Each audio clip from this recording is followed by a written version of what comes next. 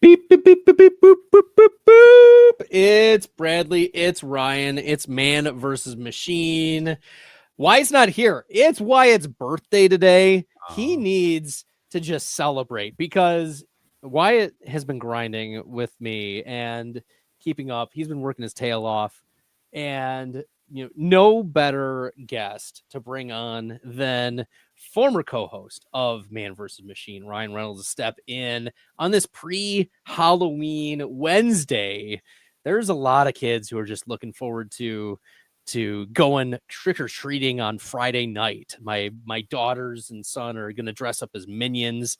Everyone and that's from like Despicable Me, for the people out there that we love these shows. We love the kids stuff. This is like Halloween is for the kids, Ryan. Yeah. Yeah. I mean, in the tri-state area here in New York land, Jaxson Dart, I feel, is going to be a popular Halloween costume. So we'll see. I mean, I'm undecided. Am I going to give them more candy or less if they lean into Jaxson Dart? Do you have the face thing? Like, we'll see what happens. It's clear you should give them more candy. The Jaxson Dart has played above expectation. Mm-hmm. He has electrified the fan base. Like, it doesn't matter if he's statistically been very good or not. Like, he's produced for fantasy for us.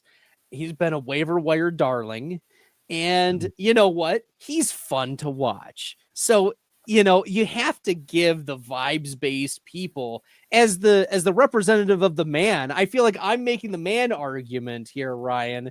Don't make the machine argument. I know you're on that side of the screen. I know that we've kind of, swapped places, but I feel like I'm making the man argument here that the vibes are good with Jaxson Dart, even if the record and the stats don't match. No. I mean, he's been better than I was expecting. He's been very good at a structure. Like, I'm a big player comp guy, so I can basically convey an idea of who I think they are. And the cluster I had, because I like Matt Waldman's player comp style. Christian Ponder was the floor, just because they have the same skill set for the most part, raw skill set. Derek Carr, Jordan Love, that's a pretty good cluster. I see some Jeff Garcia and Tony Romo in there now, and those are if you get a Tony Romo level player, you're in business. So yeah, I feel like I think you made the right call. I think the children that dress up as Jaxson Dart that have the eye makeup too. Ooh. I think they get a double dip of candy on Friday. I think that makes sense. Well, if they dress as Cam Scatabo and have his have a fake ankle rolled to the side, I think that gets quadruple candy, because that's commitment to the bit. Yeah, I think Cam Scatabo children will get $20 bills. Cam Scatabo is already. If y'all know where Ryan Reynolds lives, he's giving out 20s for that. He'll probably pay for the costume. Yes. I'll buy the jersey for the pin. Yeah. For a while anyway. There's the limited supply. I like your comp of Jeff Garcia. I think one of the pieces of Garcia that was underrated was his mobility. Yeah. And I think that the other comps that you made maybe don't have some of the mobility aspects that Jaxson Dart clearly does, and the Giants are willing to use in their offense.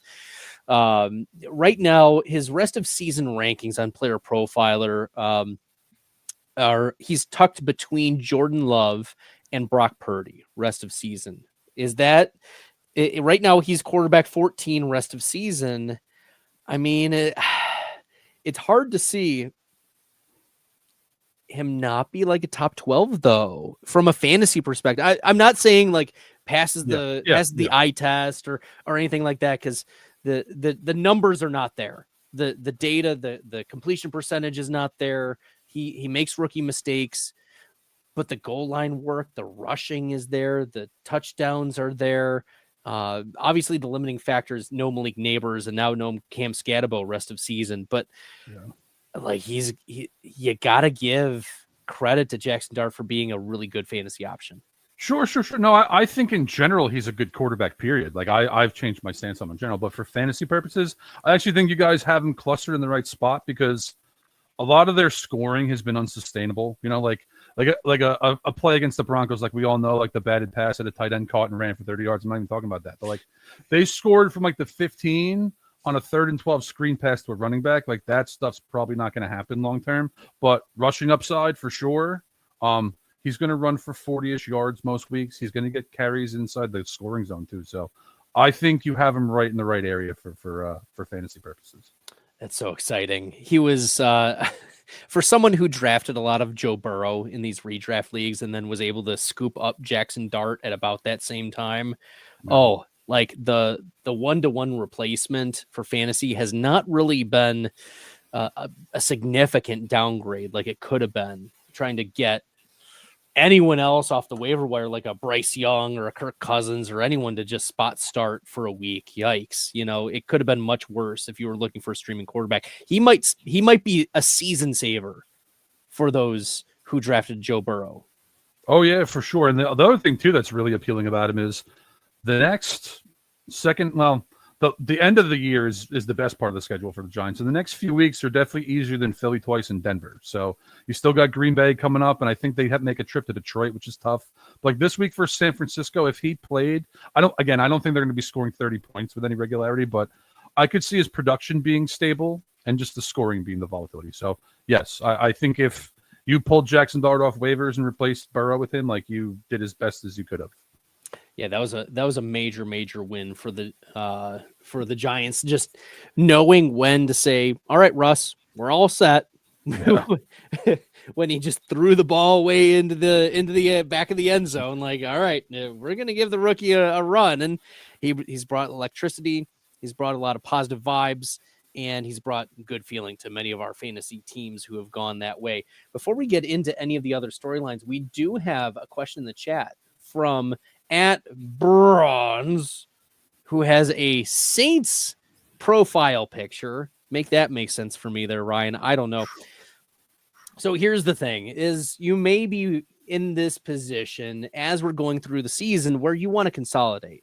You've got some interesting like flex worthy assets, but are you looking to consolidate your Rico Dowdle and your DeAndre Swift to acquire Derrick Henry?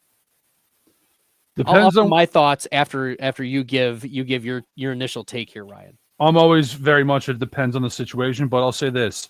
I could see the Ravens borderline winning out from here. So I kind of like leaning into that. You got Jaxson coming back. You got Miami this Thursday, where if someone goes crazy in that game, it wouldn't be surprised if Derrick Henry had like 120 and 2 touchdowns. So, and then like the other factor is I'm not sure what the Panthers are going to do with Dowdle long term. Like, is he going to be part of a timeshare? And then Swift is, I think I would combine those two and take the shot at Derrick Henry.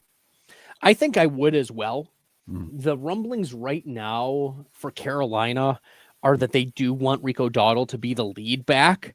However, you're not just going to like move off of Chuba Hubbard, who you gave an extension to this offseason for non-negligible money. Yeah. Right. Yeah. You gave him money. He didn't perform poorly. It's just that Dowdle went absolutely nuclear and also played very efficiently, even in the games where, Chuba Hubbard and Dowdle coexisted post Chuba Hubbard's return. So you have uncertainty there. Yeah.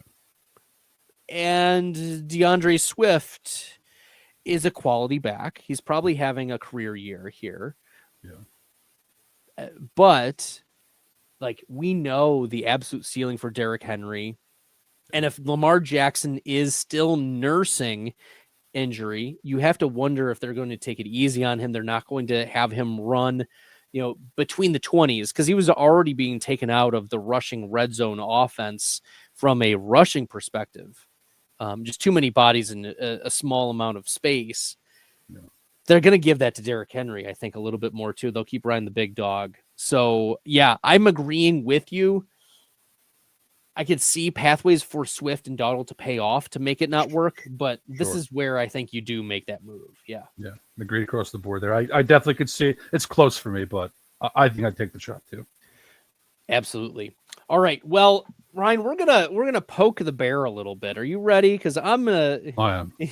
You have suffered for many, many years watching and experiencing Daniel Jones. Yeah. And we have seen the highs, we have seen the lows. We have seen Daniel Jones with Darius Slayton and Odell Beckham and everywhere and anywhere in between. Yeah. We saw him tumble untouched in an could have been a major touchdown. It's so iconic. Now he's moved on. He spent some time with Minnesota, but now he's found a home in Indianapolis. And the Colts have the best record in the NFL right now. They have one loss. The team looks like it is just catered to all of his strengths. Yes. The offense is very insulated in terms of Jonathan Taylor crushing, Michael Pittman being a quality back, a quality receiver. Tyler Warren is another weapon. Josh Downs, Alec Pierce. It is all just clicking for the Colts. They had wanted Anthony Richardson to work out so well as a rushing quarterback, and now they've found a guy who can rush a little bit and can be mobile in the pocket. But here's the thing. Will Daniel Jones turn into a pumpkin like we saw Sam Darnold kind of turn into last year? I think that there's some parallels there. Maybe, Ryan, you can have your take. Is this the right view of from someone who's seen Daniel Jones for years and years and years play on a mediocre team, a lot of mediocre Giants teams, now have a lot of success in finding that in Indianapolis? Is this for real? Or is this a pumpkin scenario? It's only a matter of time before Daniel Jones shows his true colors. So I love this question. I actually don't think I've talked about this on a podcast yet. So I've just written about it, but here's what I think is sustainable. Colts have a very good offensive line. He never had that in New York. And Jones' biggest issue was pressure management in New York. Shane Steichen's offense, this was the one thing that I thought was a positive for Jones coming into the season. I thought it was a good fit. Jones is his zone read quarterback. Short, intermediate accuracy has always been a plus for him. And Steichen's made things easy and or simplified the offense against weaker opponents. They've only played 2 real defenses in the first half. So that's all stuff that makes sense to me. What makes me wonder what the future looks like is 2 things. One, I've seen Jones make out of structures plays he never made in New York. Like all of a sudden, like he can do that. And there's been enough of them where I'm like, all right, dude, like how is this happening? And the other one is him throwing the ball downfield. He's done that better too. So those are 2 things where I still am not sure how that's happening. Maybe it's a comfort thing and maybe, confidence. Maybe Kevin O'Connell should open up a clinic in the offseason where he charges, failing quarterbacks $20 million a year to fix them. I'm not sure exactly, but those 2 things make me think there's some chance it's sustainable, but much tougher schedule in the second half. So I think pumpkin's coming. I just think like he might be a better player than I thought he was, which actually sickens me to say out loud. Wow.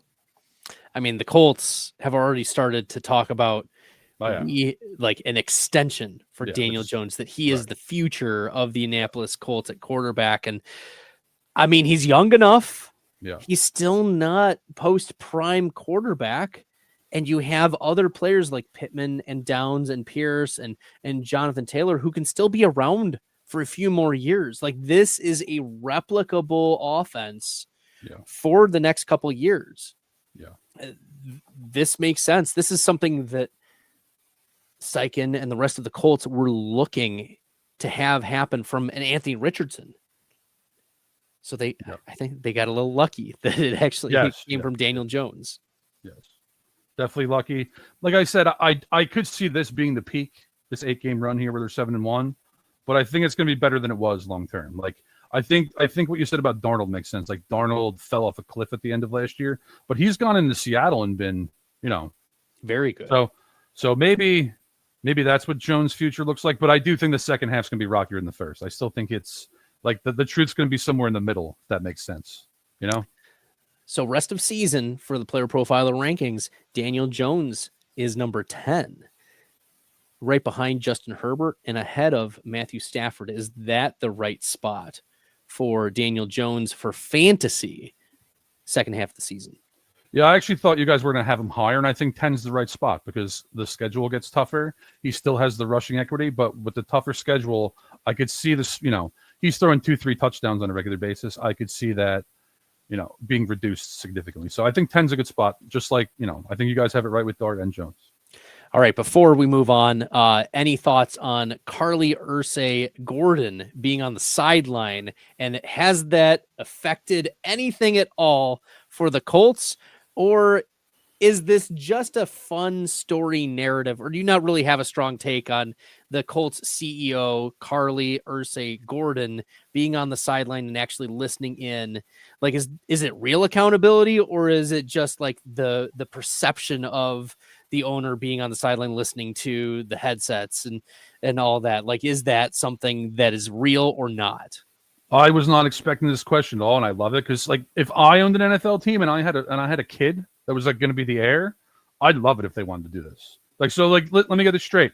I own a multi-billion-dollar organization, and you want to learn more about how it works so that you can run it better when I'm gone? I think that's great. Yeah. So I also think that it is. I don't know if you can see accountability right away from it because it's only been half a season and all of that. But I think this is the right move long term as at minimally a perception of accountability, Sure. right? Like you're knowing that you're not going to be able to bull crap like, oh, we actually said this on the sideline. No, you actually said that on the sideline. And that's what led to these decisions. Even if the person doesn't fully understand like everything about the football side, like the football calls or everything, like she seems like she has a good head on her shoulders. Like she kind of knows life, like Yeah. those are the types of people that they may not be experts, but they're expert in the business. And if there are people who are, if there's a miscommunication, she'll pick up on that. Or if there's who is actually to blame, like those are the types of things that I think are longer term answers, but shorter term, maybe there is some publicity part of it too. Yeah, I think that's my take. I think like 5 years from now, there could be dividends here as long as she doesn't meddle too much. But like, again, understanding how the whole organization works, like makes sense. It's what I would do. And I agree though. I think this is more of a media thing now than it paying any actual real dividends currently. Okay. We did talk about Jaxson Dart. We did talk about Daniel Jones. Those are like two of the Ryan Reynolds like go-tos. We're going to also talk about some teams that Ryan, if you were following any man versus machine in the off season before Wyatt took over later in the summer, a lot of the teams that we were looking at that we saw some upswing that we were taking some fantasy shots on were the Bears and the Vikings. So Ryan and I are gonna talk about the Bears and the Vikings, a few other teams as well, some of the major storylines that may be affecting fantasy football. But before this, a word from Matt Kelly about our DFS Dominator. So let's put our hoodie on and let's talk about Player Profiler's DFS Dominator. It has a cash game optimizer that leverages the projections from Billy and Bradley and Evan and that Player Profiler AI engine to create cash game lineups that certainly have a high floor, but also give you that ceiling. Now, you've probably heard about the most powerful tool of all, our Lineup Genius. We know winning GPPs requires a completely different approach, which is why our Lineup Genius takes you through the process of selecting the quarterbacks in the juiciest matchups. Then it highlights the stacks and runbacks that are available, lets you pick the chalk level, lets you pick the level of correlation with a number of other proprietary settings available to you. Click a button and it generates hundreds of lineups to be imported into FanDuel and DraftKings. And it's just $45 a year, not a week, a year. So go fight fire with a Player Profiler DFS Dominator. The Dominator. Go dominate. The DFS Dominator. That's right. Ryan Reynolds, Bradley Stalder here with you on Wednesday night, the pre-Halloween show. And you know what's been spooky, Ryan, is the Rome Odunze breakout. It has been delicious. It's been delightful. He is the wide receiver 11 in fantasy points per game so far. He is the wide receiver 14 in total points. His player profiler comp, if you go to playerprofiler.com/NFL/Rome Odunze, you can see his best comparable player. One of the best in the league. Justin Jefferson is who player profiler comps. Rest of season, Rome Odunze, wide receiver 12 in the rest of season rankings, tucked between Ladd McConkey, and Drake London. We've seen Rome take steps forward this year. He is number 4 in explosive plays, number 7 in explosive rating, number 4 in deep targets, 7th in air yards, 12th in deep target share. Things have really gone right for Rome Odunze this year. And this is what, we wanted to see Caleb Williams take the next step. We wanted to see this entire Bears offense take the next step. And we have seen significant improvements for the Bears overall. But is this enough? Like, Williams is right now quarterback 14 fantasy points per game. And we've seen some inconsistent games from him. Has there been enough for us to be convinced of like this full turnaround for the Bears? Or is this just in progress, loading, continue to be patient with Caleb Williams and maybe the rest of the Bears outside of Rome Odunze? Yeah, I would say in progress / on track. I think the Bears running back room has more upside going forward. I think that's something that I would say is, I don't want to say better than expected because Ben Johnson's always had like a good run game, but like that's going well for the most part. Baltimore, they got Roquan Smith back last week, so like I'm not real concerned about. I figured their run game was going to be bad last week. Rome Odunze, I'd rather have Odunze than Drake London personally, so I'm high on him. And with Caleb, yes, improvements. He's been slowly getting more consistent. I think they actually moved the ball for the most part too. Like I think last week they only had like 4 turnovers plus punts on drives. So that's the problem is they're not finishing drives in the red zone as often as we'd like. So for fantasy purposes, I could definitely see you being disappointed with Caleb Williams because he's had a few spike games, but there's been more underwhelming outputs than good ones. In terms of like long-term NFL, is this guy going to be a franchise quarterback? Like I definitely think he's heading in the right direction for that. And I think the main issue is that Daniels played so well last year and Maye's playing so well right now. Right. Yeah. Caleb Williams, 2 passing touchdowns over the last 4 games. Yeah. Yikes. I mean, he's finished quarterback 20 or worse in 3 of those 4 weeks. Yeah. So, and that's coming off of a week 3 where he was the quarterback 1 against Dallas. Everything went right, but it's completing the passes. Like you have to wonder if, for Chicago, they look at, can we just get Caleb a few more layups? Yeah. Can we get Caleb just a few more manufactured, close to line of scrimmage plays? Because maybe he's just trying a little too hard. And, that's part of ironing out those kinks and what may have just been a bunch of bad habits that were developed in year 1 that the coaching staff is going to have to make adjustments for if they're going to see success for the Bears moving forward. Yeah, that's what it is, man. Like last year, it's a bit like Trevor Lawrence's first season with what's the guy's name? Urban Meyer. What's that guy's name? A literal disaster where he has to like unlearn everything that he suffered through that year. Difference here is Caleb Williams is more talented than Trevor Lawrence. He has a better coach, better offensive line, and better weapons. So again, like I definitely like his accuracy could definitely still. There's some like the pass at the end of the game to Moore, like that was more of like a guys being on the same page issue than an accuracy issue. But like he does miss, I think, more throws than you'd like to see. But like again, new offense, complicated offense. I every week I see him, I think to myself like, okay, he's getting better in structure, especially than he was last year. One of the disappointments though has been DJ Moore, right? Yeah. For fantasy. Like this is a player he's wide receiver 46 in fantasy points per game, wide receiver 40 in total fantasy points. And he has consistently been a 22 to 25% target share guy. And now we're staring down the barrel of a 17% target share, 56th among wide receivers, a 17.2% target rate. And he's running almost all the routes. So he's out there. He's just not getting as many of the targets. And we haven't seen the Colston Loveland breakout, even with Cole Kmet missing some games. And the running backs they're getting theirs. But is it just going to be Rome Odunze moving forward? Is there any hope outside of a DJ Moore trade for Moore to recoup any more of the fantasy value for 2025?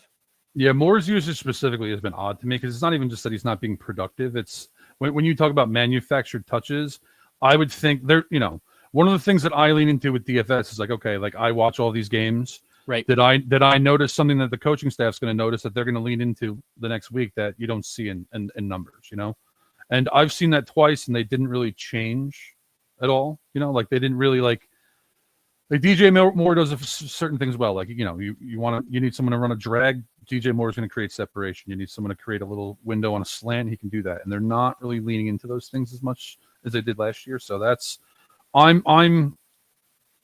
continue to be like kind of befuddled by that where, Loveland not hitting his stride yet. Like he's a rookie tight end. That happens, but Moore, sure. And I don't see any evidence of that changing either. I guess this week against the Bengals, if it's going to happen, it's going to be now though. Yeah. But you mentioned that this usage is mind-boggling. It's baffling. Yeah. So Moore has a 17% target share. Fine. Yeah. He is 44th in the NFL among wide receivers in targets, but he is number 5 in the NFL in designed targets. Really? And number 10 in designed target share, 34.6%. However, he is 76th in first read target share. He is not even being looked at in a first read scenario almost ever, Ryan, unless the play is designed specifically for him. Yeah, that's interesting. How about that? That's very interesting because basically what you're saying is when he's the first read, he gets the ball. Yes. And when he's not the first read, he doesn't get the ball. And that's it. Yeah, that's interesting. Yeah. Some interesting things that the data is telling us here. I think like on some level that actually makes sense, but I don't know why he's not seeing more first reads.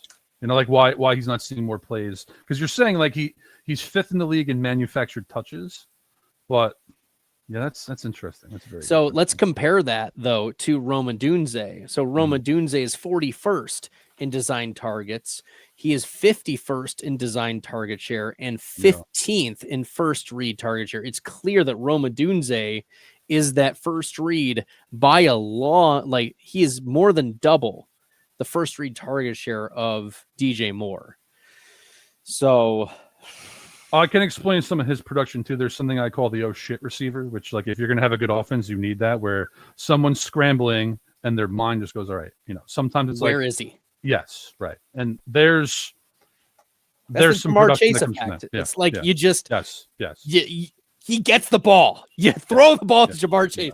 Yeah. Joe Flacco was talking about that when he joined the Bengals.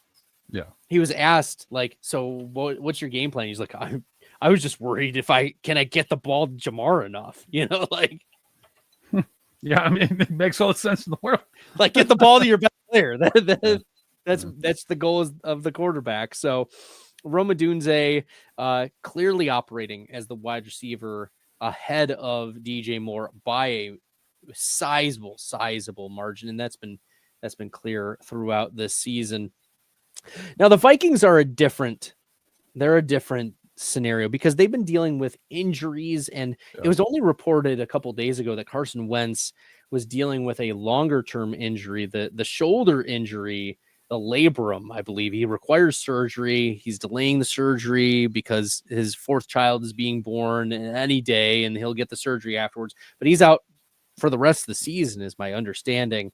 Yeah. So the Vikings are going to roll with JJ McCarthy, and I don't know if there was some handshake agreement or whatever it was, but Wentz kind of knew that he needed to last a couple more weeks until McCarthy was ready, and then just like, all right, we'll take care of that. That's how I'm reading all of the chatter about the Wentz McCarthy situation in the Vikings.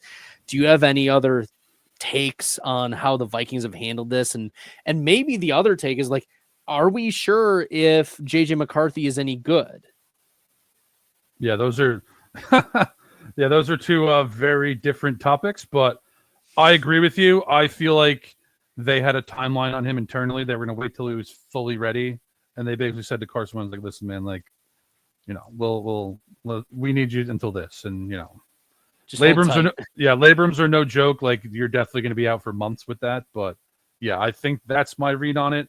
I don't think they were like soft benching JJ McCarthy, and this is the reason why. Kevin O'Connell's an excellent head coach. You know, they saw McCarthy enough before the preseason where they knew who he was and what he is. Right. You know, they let Sam Darnold walk, and they made him the opening day starter, like the unquestioned opening day starter.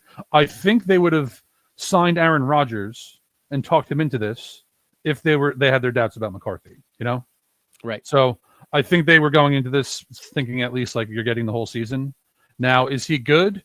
I didn't really like him coming out of college. My appeal with him was the landing spot. You know, great coach, good offensive line when it's healthy. You have Justin Jefferson, so on and so forth. But the early returns looks like Stinks is definitely on the table. Where again, my only interest would be just the environment that he's in. So I definitely think he could bomb. You know, and if he was a Cleveland Brown, I'd already have crossed him off. You know, Yikes! Yeah. Yeah. So one of the concerns that I had was, you know, is Minnesota even giving him a fair shake in terms of like offensive line production? Because that's at least the first couple games. My concern was like, okay, McCarthy he looks skittish in the pocket. Like the vibes were not good. He looks like he's like not able to get there. And I was blaming the offensive line. And then you see Carson Wentz also getting just clobbered.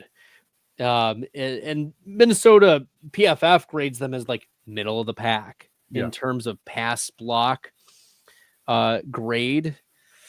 So, and like bottom half in terms of run block. So like there's definitely like they're not elite. They're not it's not a source of strength for Minnesota, but you know, you have to wonder, does an average or even slightly below average offensive line have that type of impact on a quarterback who didn't play at all the previous year and the year before?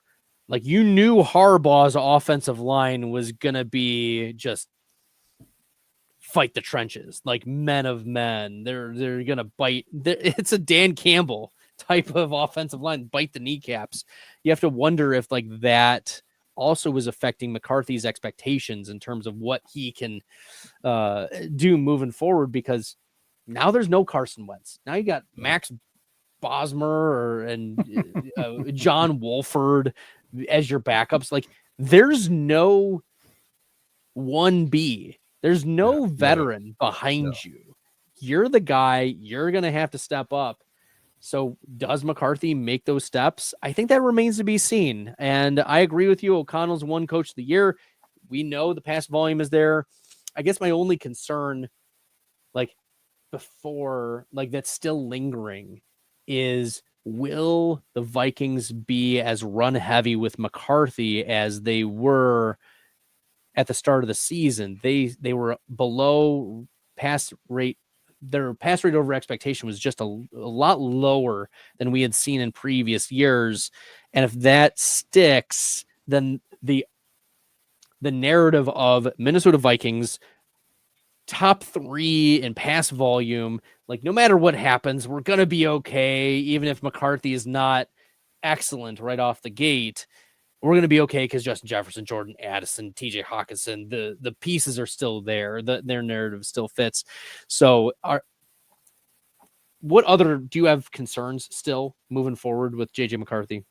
No, I mean, again, like I think the environment's excellent. You know, earlier in the year, Christian Darrisaw was banged up and out. You know, now Ryan Kelly, the center's banged out. Like, those are their 2 best linemen. So I think like what's been a mediocre group could eventually be like top 12-ish, you know, at some point if they get all their pieces back. But yeah, I mean, again, he only played 2 games, and like you said, this was essentially his rookie year. Like, so I wouldn't panic about that. It's more so like his skill set was always underwhelming to me. But yes, like if anyone can get, you know, the most out of this kid, it's Kevin O'Connell with this team. So as a Minnesota Viking, I haven't written him off. No. All right. I mean, for all my best ball teams, I need JJ McCarthy to come up here. Again, if he was a Brown, like, you know, I would have no interest in the beginning, but no, it's, you know, he played 2 games. Like, let's see what happens. Sure. Okay, we kind of touched on Joe Flacco and the Bengals. Joe Burrow is out until probably mid-December. The Bengals, they need to win. They need to win games, and we saw Flacco he's a 40-year-old quarterback. It's not like, and he's Super Bowl MVP, Super Bowl champion, but his best days are far, far behind him. Yeah. Yes, the Bengals are just trying to hold on for dear life, but was that the right move? Are they just like trying to save face with a Joe Flacco? Because yes. Yeah, yes. I think realistically speaking, Cincinnati's not a very good football team. No. They have two excellent wide receivers, probably the best wide receiver duo in the league. They have a few pieces here, like Hendrickson's a good edge rusher.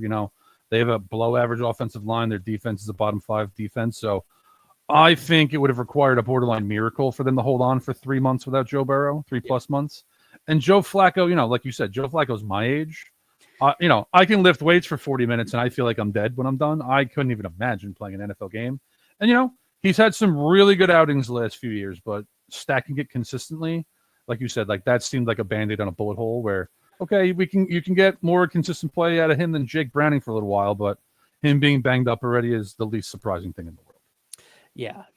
I mean, look, he is majorly questionable for week number 9. Jake Browning could be in line to start. So in your super deep, super flex leagues, maybe Browning is getting back in your lineup because, I mean, the reality is when you have Jamar Chase on your team and you can get the ball to Chase in any realm of consistency, like you gotta put yourself in that spot. But yeah, the Bengals are in a tough spot, and my ride or die this year was T. Higgins, and I'm dying. I'm clearly dying, and it's very sad, and I'm crying, and we're all crying because. Yeah. Well, that's not your fault. Joe Burrow basically gets knocked out for the year. That's not your fault, man. I know. But there's also a lot of T. Higgins that I drafted too. No. Put your chips in. I understand. I do. So, I'm almost back to being profitable because T. Higgins had Joe Flacco. That has resurrected some of my best ball seasons. So. Yeah, I'll be pulling for you, pal. Especially because the Bears cornerback group's all injured. So this could be if Flacco plays, this could be a really good spot. And even if Browning plays, I could see this. I could see him having the best game of the year this week if he plays. Ooh, there we go. Okay, I know that people are. Look, we got to do it for the SEO, Ryan. Shadur Sanders, right? We got to talk about Shadur Sanders for a second. Okay. Because Dylan Gabriel is garbage. He has what? He started 3 or 4 games, however many games he's played. He has 300 total air yards. I believe it. Yeah. When the Browns drafted Dylan Gabriel, my immediate nickname for him was Good Guy Gabe. They drafted him for the clubhouse vibes. They did interviews. I was sitting in Tampa Bay with the other player profiler guys doing some analysis, watching all the interviews, and this Oregon quarterback, and he just seemed like a nice guy, like a clubhouse positive vibes. Okay, he's a nice, good man.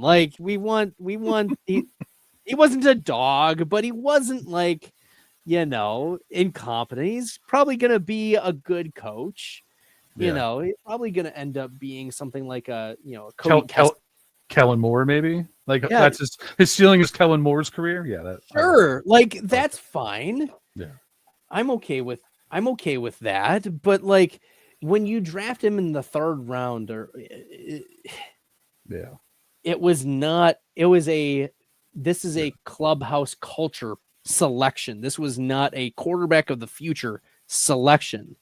Yeah. At some point, and the Browns' rumblings have been the last 4 games of the season. I think it'll be sooner than that. That you're going to see some Shadur Sanders this year. You're going to probably get 6 games out of Shadur. I agree. I did not if Gabriel was like Patrick Mahomes backup, it'd be fine. You're only playing in an absolute emergency. This guy shouldn't be playing in the NFL right now.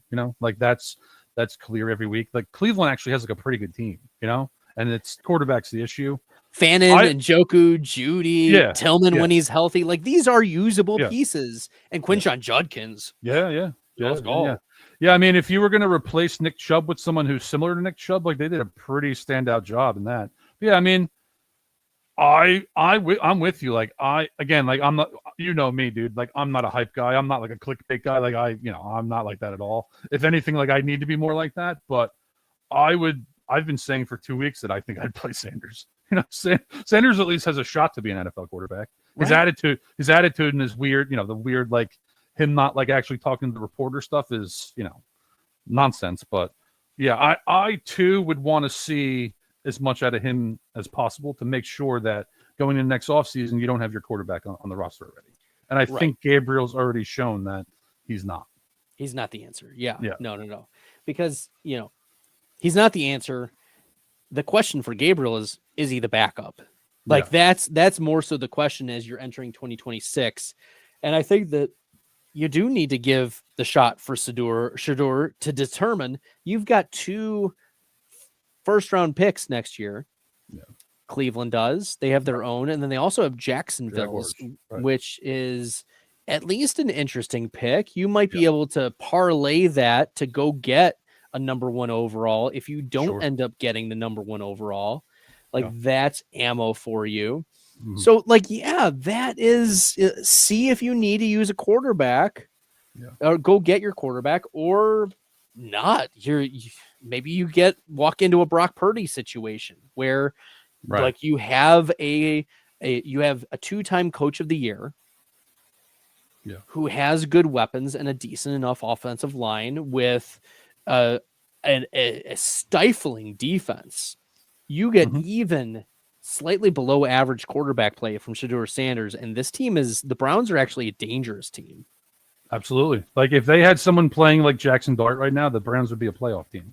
And I'll give one pushback on what's happening on like the future path for Sanders. If you bench Gabriel for Sanders, you kind of can't go back to Gabriel. Nope. So that might be why they're waiting until the end of the year. But again, like I actually said, like it's funny you mentioned Brock Purdy. Like I said, when he started the slide that his best spot would be the 49ers, because he's a distributor in the same vein. So, but yeah, that's what I'd want to see. Like, can you make this work? We have enough talent where like, if you're good, we'll see something. I'd want to see it out of him too. Yeah. So that's my Browns take. I think that you've got some weapons locked in and they're going to take a long, hard look at Shedeur and we'll see. I think there is enough insulation in this offense that if Shedeur is himself okay, that we could be looking at the Browns adding 2 other really high impact players in 2026. And they could push the Ravens. They could push the Bengals. They could push the Steelers in that division. So that's my take. That's my 2026 take. Yeah, I like that. I'm in a similar vein. I would frame it more as I think Shedeur Sanders in a best case scenario could make it a very hard decision on the men running the team on what they do with the draft next year.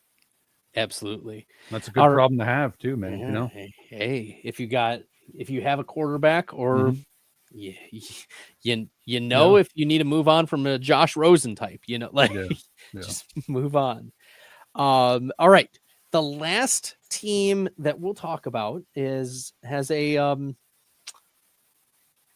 MVP caliber season loading for their quarterback, and that is the New England Patriots and their quarterback Drake Maye, who is looking phenomenal right now. Drake Maye is the quarterback 5 rest of season for Player Profiler, and he's tucked between Jalen Hurts and Dak Prescott for fantasy, rest of season rankings. But right now, Drake Maye is quarterback 4 in fantasy points per game. He's quarterback 2 in total points. He's number 4 in explosive rating among quarterbacks, number 2 in passing explosive rating. There's clearly the play action is working so well for the Patriots. He's hitting all of his money throws. He's number 2 in the NFL in money throws. number 3 in yards per attempt, number 5 in air yards per attempt, number 5 best ball points added. Like, he's explosive. He's throwing the ball down the field. Kayshon Boutte is getting a touchdown almost every game, Ryan. And, it's that and Stephon Diggs. And, you've got your Hunter Henry, who's been contributing. Ramondre Stevenson hasn't gone away. So the Patriots have a lot of different pieces without a superstar, except Drake Maye. This feels like Josh Allen from last year. Yeah, I think the comp's more Justin Herbert than Josh Allen, just because Josh Allen he's just a unicorn. But I'll say this now, like, I don't think it's unreasonable. And then situation-wise too, like, you're right. There's no headliner there at all. This dude is carrying the team like very few quarterbacks in the league can. And how consistent he's been over the last month has been crazy, Like, 3 of those games were against cupcakes, and that's fine. Like, when you're good, you're supposed to shred cupcakes. Yeah. But then last week, like, they were down against Cleveland and then destroyed them. Like, these are the hallmarks of real teams. Vrabel's defense on the other side is becoming a Vrabel defense. New England's going to be good for a long time. And this dude, like, you had him in between Hurts and Prescott. I have a lot of Drake Maye in best ball. Like, I took that whole group, like Caleb, Dak, Drake Maye. That's kind of what my strategy was going into this. I wasn't expecting this at all. And, like, long term, like, Hunter Henry's a quality player. Boucher's actually, I forget what it was. Like, at LSU, I liked him, but I think he got hurt going to the combine. It was a character issue. I was going to say, like, I thought he got hurt, and, like, he's, like, has off-field concerns. I don't remember exactly what they were, but him playing well actually doesn't surprise me, and I think could be sustainable. He's just not a number one. Where, like, if you go give that guy like a T. Higgins or something like that next year, like that, that's what needs to happen in New England. Look, it could be really exciting. I'm looking up because Kayshon Boutte was like the LSU. This was I think this was still pre Brian Kelly, right? Probably, yeah.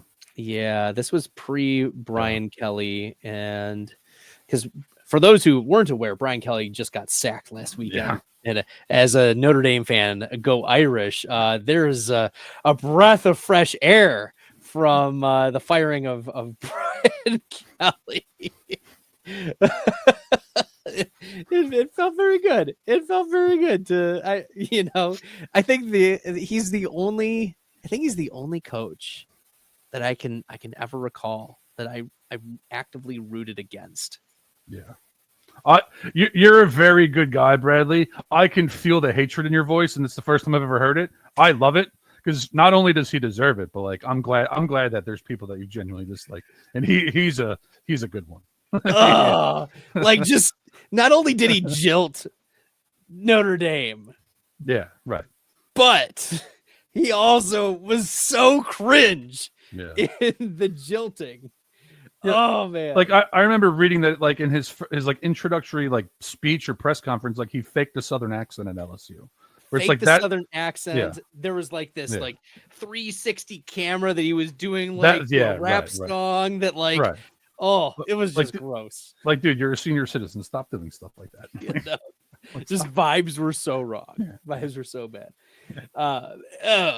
It's gross. Okay. Anyways, Kayshon Boutte crushed at LSU for his freshman year, and now it just took a while for him to just get his head on straight. But it seems like his head is on straight, and was one of the best late round wide receiver selections that you could have made. Yeah. Yeah. Okay. Ryan, we're going to close it down, but we do have one question in the chat. What's up, guys? Keep up the good work. What do you think about Travion Henderson going forward second half of the season? Do you think New England will trade for a running back? The context, Ryan, is twofold. One, Ramondre Stevenson did not practice today. Yeah. And two, there were rumblings that the Patriots are looking to trade for a running back. I saw that cross my notifications. I don't think they should. I think they should just give Travion Henderson some work. But as even the New England beat writers have been saying, like, the coaching staff's just being patient with Henderson. Like they're not feeling like they need to rush him out there, and that's why like they're just being patient with him. So I've dropped Trayvon Henderson in my 10-team small bench redraft league, Ryan. Yeah. Here's what I'll say. I didn't accept Matt LaFleur as a great coach until he got wins with what's that guy's name? He came from Tennessee. Willis. Oh, last year. Yeah. I forget his last name. Yeah. When he got 2 wins out of them, I was like, all right, I got to stop this now. But before that, the reason I held on to that for so long is like they were super patient with Derrick Henry when they had Deion Lewis. And like I feel like that's just how they operate with young running backs, with Mike Vrabel situations. Oh, yeah. So I could see him continuing to get this like maddening sprinkling in throughout the year. Maybe he gets a jolt late season, where I'm going with that is if Stevenson's going to miss any time, this is a contender in the AFC. And they probably are going to try to see if they can get a veteran running back for cheap. They probably are. Yeah. I don't think that that's malarkey. I think that they are looking for a vet. Yeah. Ooh, okay. This was a lot of fun, Ryan. Good to have you back on Man versus Machine. Any last words for the people before we close out for the night? I'm glad that I found out that you dislike the head football coach, the former head football coach of LSU. That's the perfect guy. Great chopping up with you, dude. Like I hope better days are ahead for Caleb Williams in fantasy, though. Me too. All right. On behalf of Ryan, I'm Bradley. Till next time, good luck in the fantasy football streets, everybody.